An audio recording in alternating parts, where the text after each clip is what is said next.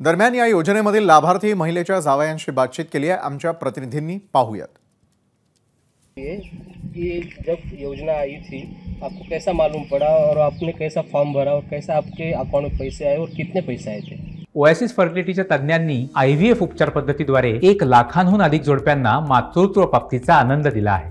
मोफत appointment book करण्यासाठी आजच संपर्क साधा। उधर प्रोजेक्ट ऑफिस से पहले फॉर्म भरा था। फॉर्म भरने के बाद में मंजूर होकर के बताए उन लोग, फिर बताने के बाद में पैसा तुम्हारा अकाउंट में डालता करके बोला। फिर बोलने के बाद में हम क्या करने के बोला, तो हमको गाय चाहिए बोला, पहले गाय दिखाओ बोला। फिर नहीं बोला तो उन लोग नहीं बोला, तो ऐसा हम पैसा नहीं ट्रांसफ़र कर देते। कितने पैसे आए थे? 1 लाख आया, 1 लाख पैसा आया, ट्रांसफ़र करता बोला। करने के बाद में फिर अभी हमको गाय चाहिए बोला, मैं पहचान वाला था मेरे पास, उसका पास से मैं गाय देखा, गाय देखने बोला हम गाय लाता करके बोला। बोलने के बाद में फिर पैसा उसको ट्रांसफ़र कर दे बोला था। इस दिन आया था ट्रांसफ़र करता बोला, आज ट्रांसफ़र किया। दूसरे दिन हमें वो उन लोग पैसे के लिए बोला था, फिर बोलने के बाद में पैसा ट्रांसफ़र किया, हम गाय लाए थे दूसरे के पास से।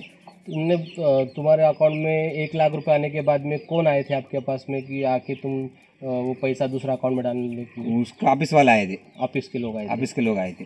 क्या बोले आके बोला तुम्हारा अकाउंट में पैसा ट्रांसफ़र किया, तो हम दूसरा अकाउंट में ट्रांसफ़र करने के बोला आया। फिर हमको गाय चाहिए बोला, तो फिर गाय तुम देखो बोला, फिर देखना हम दूसरा गाय देखा तो गाय लाए थे। हम पैसे दिए नहीं दिए मालूम नहीं, लेकिन तुमको गाय मिल गई? मिला हमको। एक सध्या एकात्मिक आदिवासी प्रकल्प भामरागड इथे आहे। आपण जर बघितलं तर शुभम गुप्ता यांनी याच कार्यालयामधनं जे आहे आपलं प्रोबेशनरी कार्ड जो आहे तो काढलेला होता।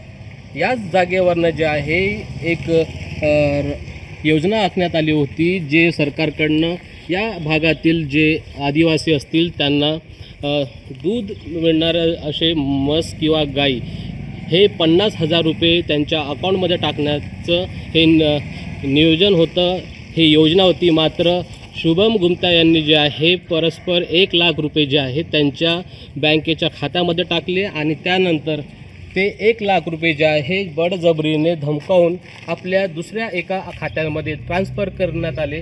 त्यामुळेच मोठ्या प्रमाणामध्ये जे आहे या भागातील आदिवासींचं द्वारे जे आहे त्यांनी मोठा प्रचार केल्याचा आरोप जो आहे त्यांच्यावर लावण्यात आला आणि ते सिद्ध देखील आदिवासी विभागाने जे आहे ते सांगलेलं आहे। त्यामुळेच याच कार्यालयामधनं जे आहे संपूर्ण त्यांनी कार्यकाळ जो आहे तो काढला आणि याच कार्यालयामधनं जे आहे ही संपूर्ण योजना जी आहे ती आखण्यात आलेली होती आणि त्याचद्वारे जे आहे संपूर्ण भ्रष्टाचार जो आहे याच कार्यालयामधनं त्यांनी केलेला आहे। एबीपी माझा, उघडा डोळे बघा नीट।